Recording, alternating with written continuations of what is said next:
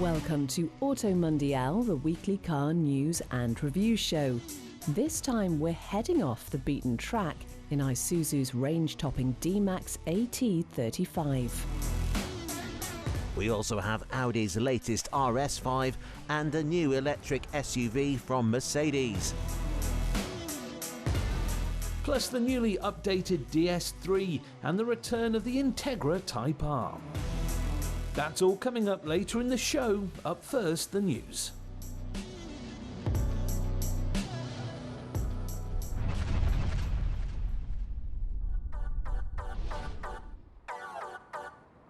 UK car production figures for 2022 are in, showing another year of decline for British car building. A total of 775,000 new cars were made last year, a 9.8% drop from 2021 and a 40.5% drop from pre-COVID. According to the Society of Motor Manufacturers and Traders, political instability and supply chain issues are the main culprits. Domestic sales for UK-made cars like the top-selling Sunderland-built Nissan Qashqai actually increased by nearly 10%, but a substantial drop in exports brought the figures down. 8 out of 10 cars made in Britain are exported, including Nissans and Toyotas. Honda's decision to leave the UK was a further blow, as was the announcement that the Mini electric production line will move to China. It isn't all bad news for British manufacturing though. Rolls-Royce saw its most successful year ever, selling more than 6,000 cars with an average unit price of more than £400,000.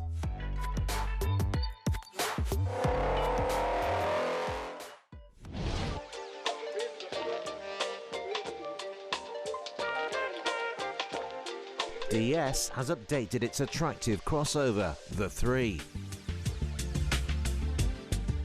A chic alternative to Nissan Dukes and Renault Captors, the DS3 is among the best looking and most stylish crossovers on the market. It's only a mild facelift, but a welcome one nonetheless, with the majority of design changes focused on the front end. The headlights have been updated and the grille is now slightly larger, while a new lip spoiler completes the makeover.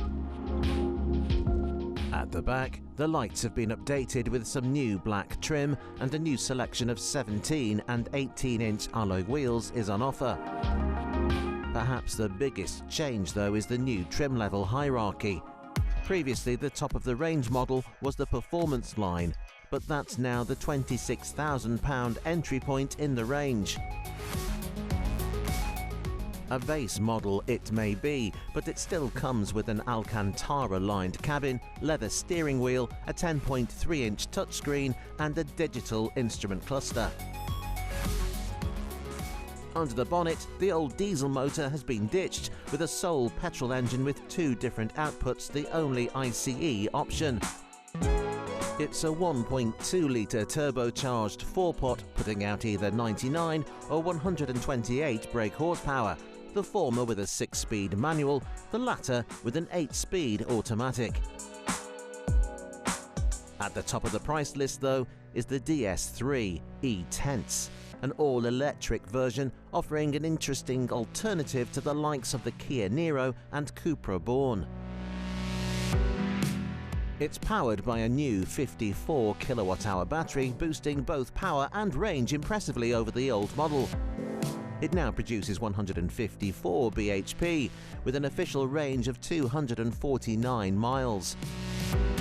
Acceleration remains the same, with a 9-second 0 to 62 mph time, but it's now quicker to charge, getting from 10 to 80% in half an hour with a 100 kilowatt charger.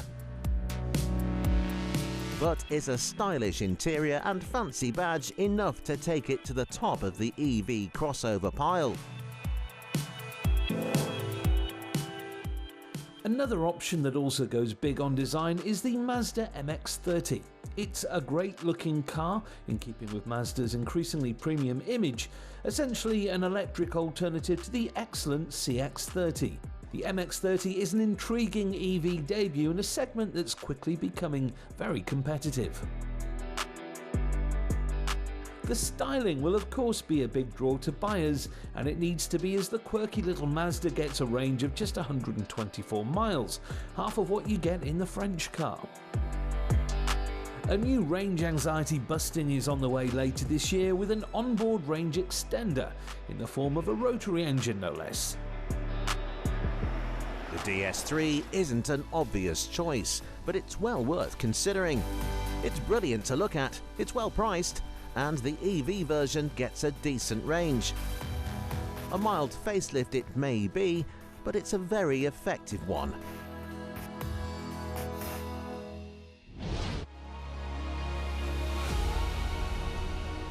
When we first drove the new Isuzu D-Max last year, we came to the conclusion that it was the perfect truck for tradesmen and family buyers alike. With its off-road capabilities and impressive kit levels, not to mention its affordability, it felt as happy on city streets as it did on the rutted tracks of the English countryside. Now though, Isuzu has homed in on the D-Max's off-road potential with this, the gargantuan AT35.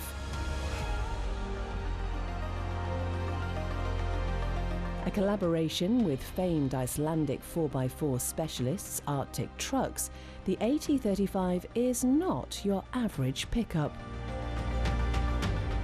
Essentially a D-Max that's been hitting the gym, the conversion adds everything you'd need to traverse a glacier or even the roads around our office. The key upgrade is the mammoth set of 35-inch BF Goodrich tyres on bespoke alloys protruding out the side of the truck like biceps on a bodybuilder. Complementing the outrageous rubber is a set of wide wheel arches, each contoured perfectly to the lines of the D-Max, with handy tyre pressure plaques adding to the no-nonsense off-road theme of the truck. It also gets a mean-looking roll hoop and a roof-mounted LED light bar that can bathe even the darkest of winter nights with tropical sunshine. The off-road add-ons have made it rather wide, and around town you do notice it. Squeezing between parked cars and width restrictors can be a little nerve-wracking, but the lofty driving position and generally good visibility make up for it. And indeed, on the open road, the AT35 is perfectly civilised. As with the standard truck, the 1.9-litre diesel engine is a little noisy, but performance is respectable, especially when you factor in the huge diameter tyres. The 3.5-tonne towing capacity of the standard D-Max remains unchanged, meaning it's still classed as a commercial vehicle. It happily keeps up with motorway traffic, and middle lane hogs soon move over with a big orange pickup in their rearview mirror.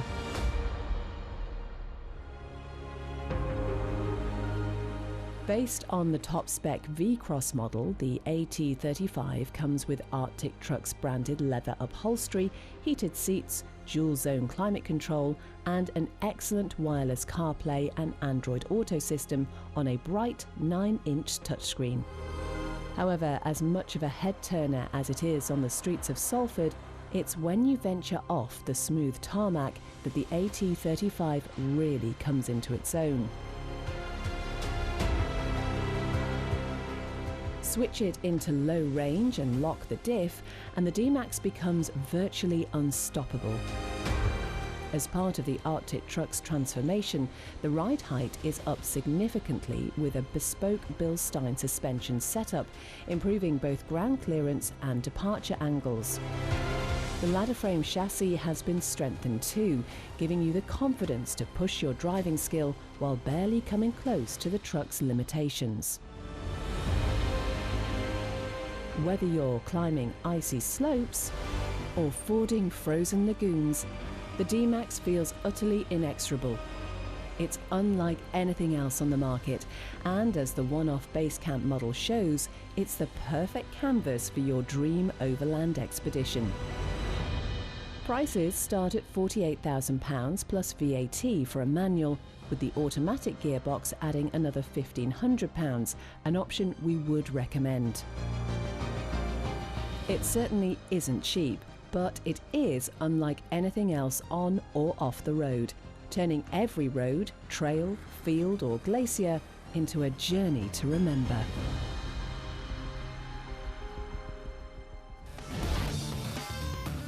After the break, Audi's retuned RS5 and the new Integra.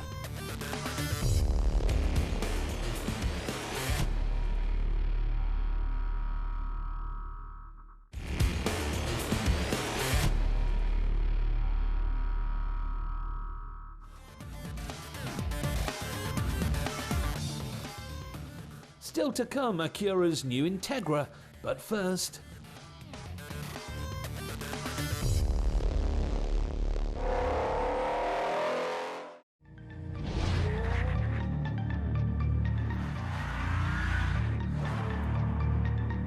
Are you after a fast German coupe that isn't a BMW M4? Well, you could do much worse than this, the Audi RS5. It's been around for a while now, and in that time it's remained a bit more under the radar than its AMG and M division counterparts. It's very grown up and restrained, putting performance stats over all else. The twin-turbo 2.9-litre V6 isn't as exciting as the straight-six you get in an M4, but it's certainly effective. With 444 brake horsepower on tap, 0 to 62 takes just 3.9 seconds. The ferocious straight-line speed is kept in check with the Quattro all-wheel drive system, which maintains the RS5's mature character. Now though, Audi has tweaked the RS5 for even more ability. It's called the RS5 Competition Pack, a limited edition with some choice extras.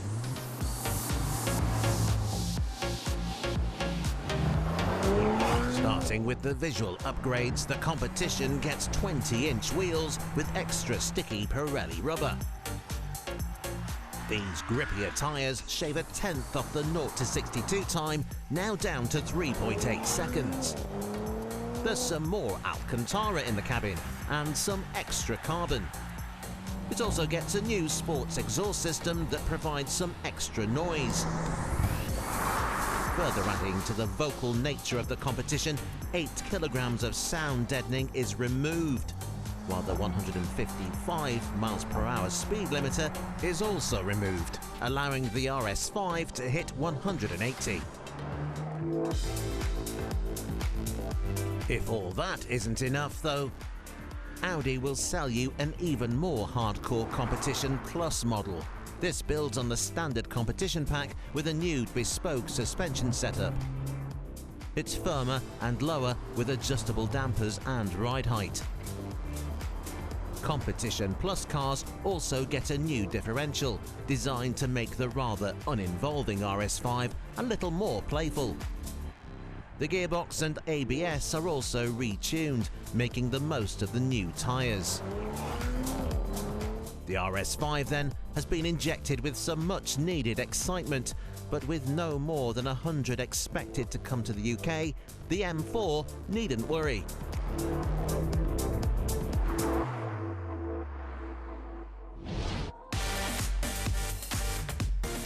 Mercedes' lineup of electric cars seems to be growing on a monthly basis. Choosing to create a lineup of bespoke EVs rather than sharing platforms with existing ICE models means there are plenty of gaps in the market to be filled. This time it's full-size luxury 4x4s with this, the EQS SUV.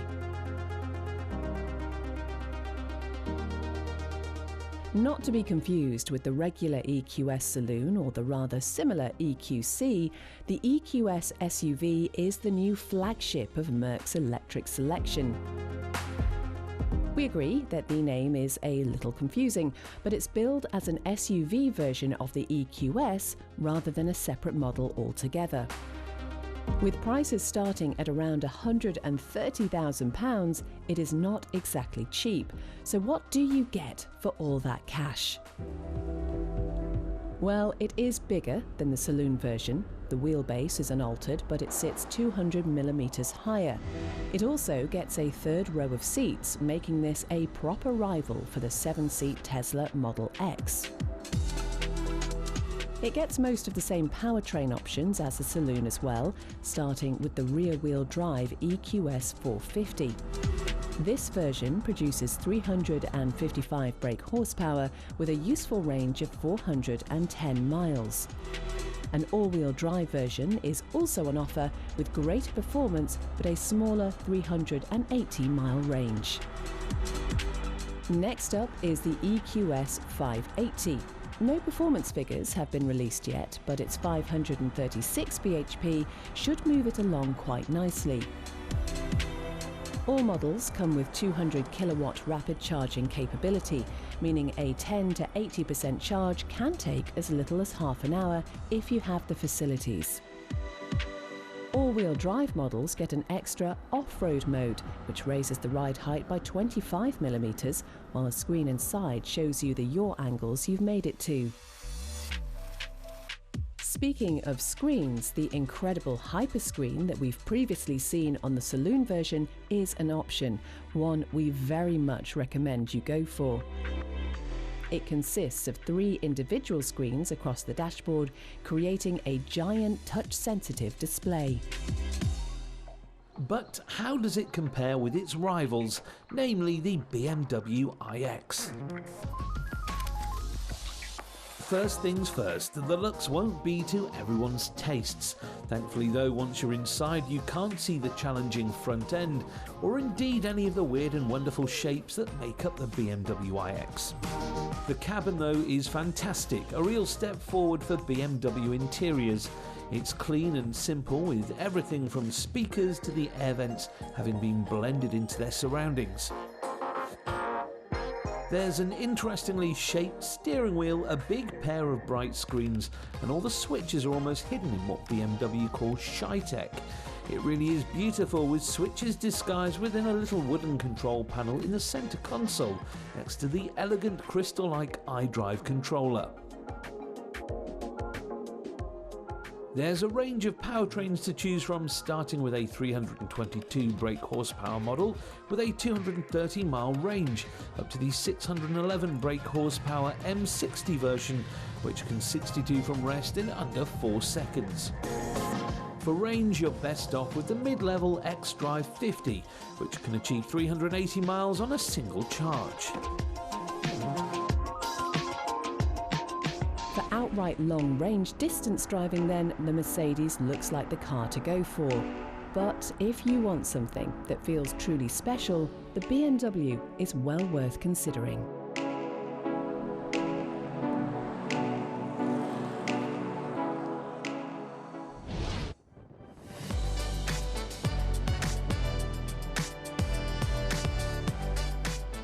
If you ask any die-hard petrolhead what the greatest front-wheel drive car of all time is, the chances are they'll say it was this: the Honda Integra Type R.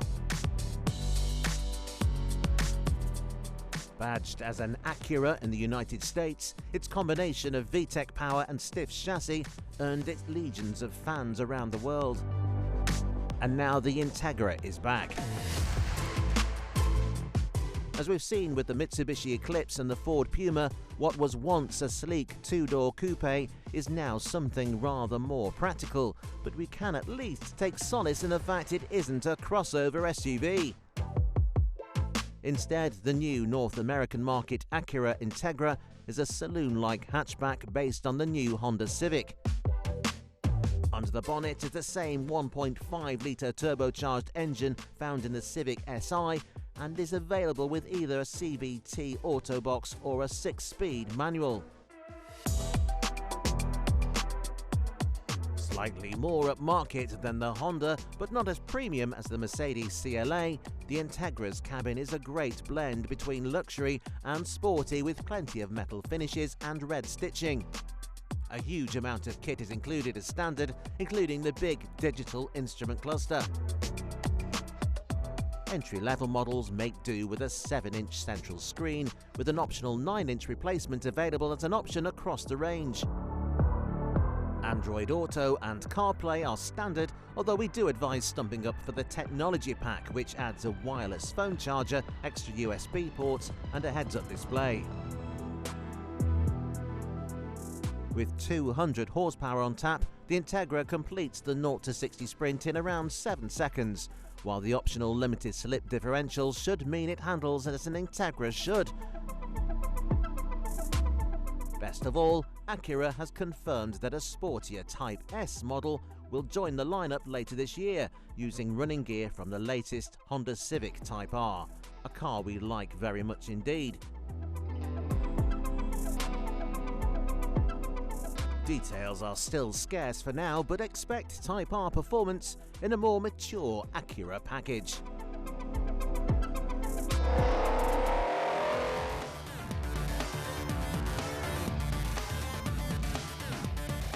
Join us again next week on Auto Mundial as we look at the latest EV from Hyundai, the all-new Ioniq 6.